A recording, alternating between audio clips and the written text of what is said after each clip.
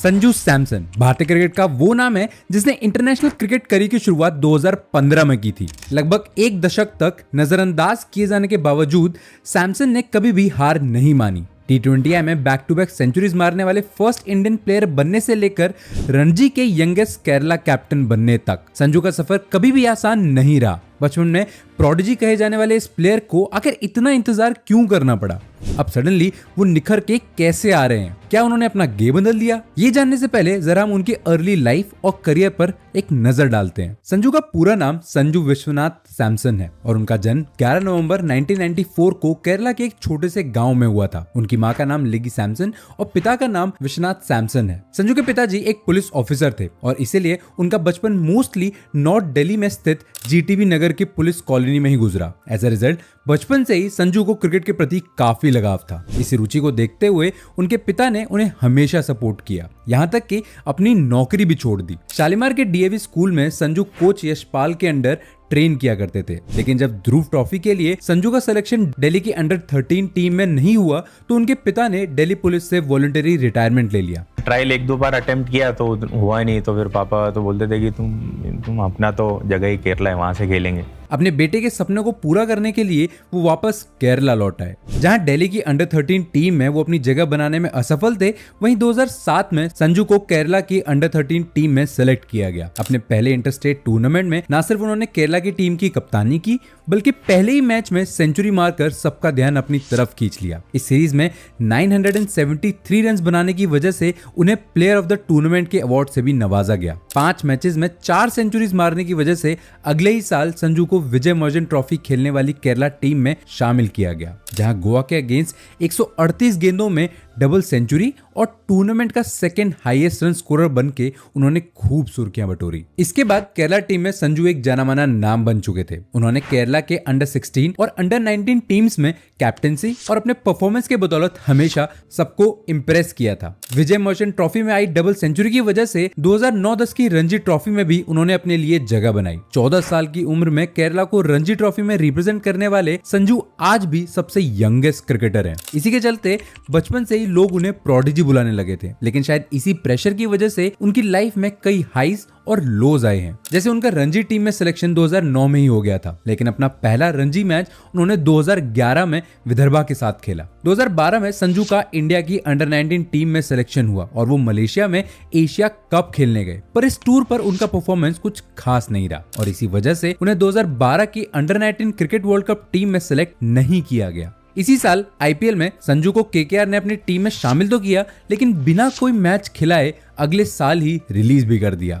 उनकी जगह अगर कोई और होता तो कब का हार मान लेता, लेकिन इनिशियल सक्सेस के बाद इस 3 साल के स्ट्रगल को संजू ने खुद पर हावी होने नहीं दिया। मैं कन्विंस हुआ because of my parents, because of my brothers, because of my friends telling me भाई तू है, you are good enough. Comeback करते हुए 2013 में संजू फिर से अंडर 19 टीम में वाइस कैप्टन बनकर वापस आए। फिर अंडर 19 टॉप एंड और यूथ टेस्ट सीरीज में एक स्ट्रॉन्ग परफॉर्मेंस देते हुए उन्होंने टीम में वापसी करी।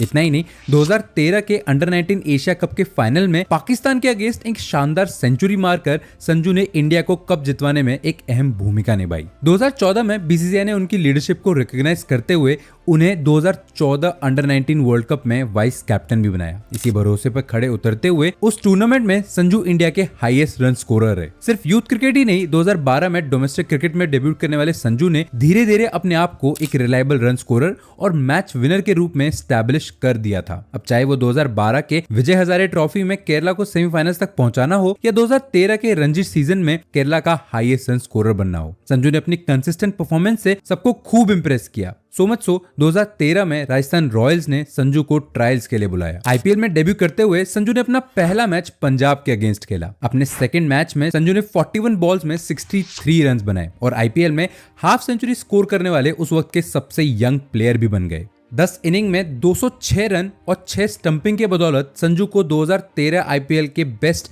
यंग प्लेयर अवार्ड से भी नवाजा गया। सिलेक्टर्स को अपनी इन्हीं परफॉर्मेंस से इंप्रेस करते हुए उनका नाम कई बार प्रोबेबल लिस्ट में तो आया, लेकिन उन्हें कभी चांसेस नहीं मिले। इंग्लैंड सीरीज, फिर वेस्ट इंडीज सीरीज और फिर 2015 वर्ल्ड कप, इनमें से किसी में भी संजू प्लेइंग 11 में अपनी जगह नहीं बना पाए। फाइनली 2015 में जाके उन्होंने अपना डेब्यू T20I खेला जिसमें उन्होंने 19 रन बनाए, लेकिन क्योंकि वो मैच इंडिया हार गया, संजू का नाम भी हिस्ट्री के पन्नों में कहीं खोस आ गया। 5 साल जब मैं खेला था तो मैं जाके आउट पे आउट होते रहता हूँ, आउट पे आउट होते, मेरा दिमाग खराब हो गया। एक दिन मैं आया ड्रेसिंग रूम में, बैट वगैरह फेंक के मारा, I just left the ground. सिर्फ इंटरनेशनल में ही नहीं, डोमेस्टिक में भी संजू का जादू ज्यादा देर ना चल सका। 2015 में वो केरला को रणजी में कैप्टन करने वाले यंगेस्ट प्लेयर बने और तो और शतक के साथ उस सीजन की उन्होंने शुरुआत भी की, लेकिन फिर भी बाकी मैचेस को वो कन्वर्ट ना कर सके। यही सेम कहानी रही 2016-17 के रणजी की भी। उसके बाद 2018 में तो केरला बोर्ड ने संजू और बाकी 17 प्लेयर्स पर अपने कैप्टन के अगेंस्ट बोलने को लेके फाइन भी लगा दिया। इनकंसिस्टेंसीज और इन्हीं कंट्रोवर्सीज के चलते संजू को इंडियन टीम का रास्ता ढूंढने में काफी टाइम लग गया। मैं बोला भाई मैं छोड़ रहा हूँ क्रिकेट, मेरे से मैं जा रहा हूँ घर, तुम रखो ये बैट वैट सामान वामान, मैं जा रहा हूँ। अपने डेब्यू के 4 साल बाद संजू ने कमबैक 2.0 किया। बांग्लादेश के अगेंस्ट T20I टीम में वो शामिल तो हुए, लेकिन पूरी सीरीज उन्होंने बेंच पर ही बिताई। नवंबर 2019 में शिखर धवन की इंजरी के बाद संजू को वेस्ट इंडीज के अगेंस्ट T20I सीरीज के लिए वापस बुलाया गया और फिर श्रीलंका एंड न्यूजीलैंड के अगेंस्ट भी सिलेक्ट किया गया, लेकिन इन सभी चांसेस को वो भुना ना पाए। ये कमबैक उनकी परफॉर्मेंसेस का ना होके सिर्फ चांसेस का था, क्योंकि इन साधारण पारियों के बाद भी उन्हें 2020 में ऑस्ट्रेलिया के अगेंस्ट T20I और ODI स्क्वाड दोनों में जगह मिली, बट वंस अगेन वो कुछ खास असर छोड़ नहीं पाए, जिसके चलते इंग्लैंड सीरीज में उन्हें ड्रॉप कर दिया गया। अगली सीरीज में भी कंसिस्टेंट लो स्कोर्स बनाने के कारण उन्हें 2021 T20 वर्ल्ड कप टीम में शामिल नहीं किया गया। वही पैटर्न एक बार फिर रिपीट हो रहा था। डोमेस्टिक में तो संजू अच्छा परफॉर्म कर रहे थे, लेकिन इंटरनेशनल में प्रेशर के चलते वो इजीली अपनी विकेट्स गवाते दिखाई दिए। जहां 2021 T20 टीम में उन्हें जगह नहीं मिली, उसी साल वो राजस्थान रॉयल के कप्तान बनाए गए थे और तो और बतौर कप्तान अपने पहले ही मैच में सेंचुरी बनाने वाले वो IPL हिस्ट्री के पहले प्लेयर थे। सैयद मुश्ताक अली ट्रॉफी में भी वो केरला को लीड करते दिखाई दिए। डोमेस्टिक में अपना नेचुरल गेम खेलने वाले संजू इतने इंटरनेशनल चांसेस को कन्वर्ट ना करने के कारण केयरलेस बुलाए गए, लेकिन बाकी प्लेयर्स ने संजू के गेम को बखूबी सपोर्ट किया है। 2021 वर्ल्ड कप से ड्रॉप होने के बाद 2022 में संजू ने एक अच्छी वापसी करी। 2022 में श्रीलंका के खिलाफ उन्होंने डिसेंट रन बनाए। इसके बाद आयरलैंड के खिलाफ 42 बॉल्स में 77 रन की पारी खेल के संजू ने अपनी पहली हाफ सेंचुरी जड़ी। इसकी वजह से उनका नाम अगली वेस्ट इंडीज T20 सीरीज और साउथ अफ्रीका ODI सीरीज के लिए भी चुना गया, जहां ODI सीरीज में 63 गेंदों पे 86 रन की शानदार पारी खेलकर इंडिया को जीत दिलाने में संजू ने अहम भूमिका निभाई। उनकी बैटिंग में अब वो इंटेंट दिख रहा था। So I am not here to score lots and lots of runs. I'm here to score a small amount of run which is very effective for the team. मगर इन सब परफॉर्मेंस के बाद भी संजू का 2022 T20 वर्ल्ड कप में selection नहीं हुआ। शायद इसी वजह से संजू अपनी फॉर्म लूज करते दिखाई दिए। बीच बीच में एक दो पारियों को छोड़ के वो ज्यादा रन नहीं बना पाए। उनके कॉन्फिडेंस को वापस उठाने का काम किया साउथ अफ्रीका ODI सीरीज ने, जिसके तीसरे मैच में अपनी मेडन सेंचुरी मारते हुए संजू ने मैच विनिंग पारी खेली। IPL 2024 में 48 की एवरेज और 150 से ऊपर के स्ट्राइक रेट पे संजू ने 531 रन बनाए, जो कि उनकी बेस्ट एवर परफॉर्मेंसेस में से एक थी। संजू ने पूरे सीजन में 5 हाफ सेंचुरीज भी मारी थी और रॉयल्स को प्लेऑफ्स में पहुंचाने में बहुत इंपॉर्टेंट रोल प्ले किया। इस धमाकेदार सीजन की वजह से वो T20 मैचेस के लिए सिलेक्टर्स की नजरों में फिर आ गए और इसका नतीजा था संजू का 2024 T20 वर्ल्ड कप स्क्वाड में सिलेक्शन। हालांकि उस टूर्नामेंट में रेगुलर विकेट कीपर पंत की मौजूदगी के कारण संजू एक भी मैच खेलने में नाकाम रहे, मगर इसके बाद वो T20 में एटलीस्ट रेगुलरली सिलेक्ट होने लगे। But what changed? एक मिडिल ऑर्डर बैटर जो कभी इंडियन क्रिकेट का नया चेहरा बनने वाला था, पर शुरुआती चांसेस को कन्वर्ट करने में वो फेल हो गया। फिर टॉप ऑर्डर पर बैट करने की वजह से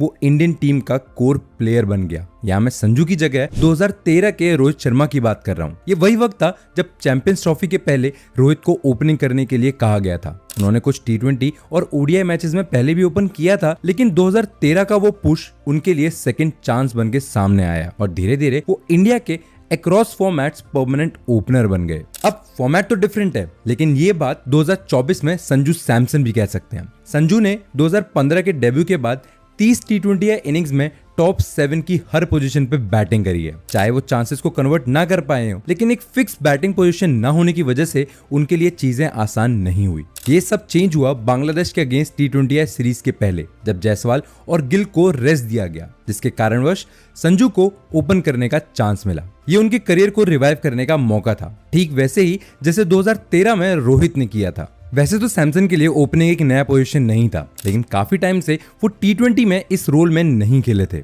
बांग्लादेश सीरीज के फाइनल T20I में 47 गेंदों पर उन्होंने 111 रनों की धमाकेदार पारी खेली, और ये क्रिटिकल इसलिए है क्योंकि ये शतक किसी भी इंडियन द्वारा मारा गया सेकंड फास्टेस्ट T20I शतक था, और हाल ही में साउथ अफ्रीका के अगेंस्ट शतक बना के back to back T20I centuries मारने वाले वो पहले इंडियन बैटर बने। ये दोनों क्लासिक सैमसन इनिंग्स थी, जैसे वो IPL में खेलते हैं। आराम से स्टार्ट, पिच को समझना, कुछ बाउंड्रीज लगाना और फिर पूरी ऑपोजिशन को चकराए हुए छोड़ देना। अगर वो अपने इसी फॉर्म को कंटिन्यू रखते हैं तो श्योरली सेलेक्टर्स को ओपनिंग स्पॉट के लिए कई दारोमदार मिल जाएंगे। अगर संजू ओपनिंग पोजीशन में अपना करियर रिवाइव करते हैं तो ये कुछ पोएटिक भी होगा, क्योंकि यही काम 2013 में रोहित ने किया था और अब संजू उनकी ही जगह ले रहे हैं। बट कंसिडरिंग संजू का लक, ओपनिंग स्पॉट उनके लिए डेंजर साबित होगा या कमबैक 4.0, ये तो वक्त ही बताएगा। But let us know in the comment कि आपकी क्या प्रेडिक्शंस हैं।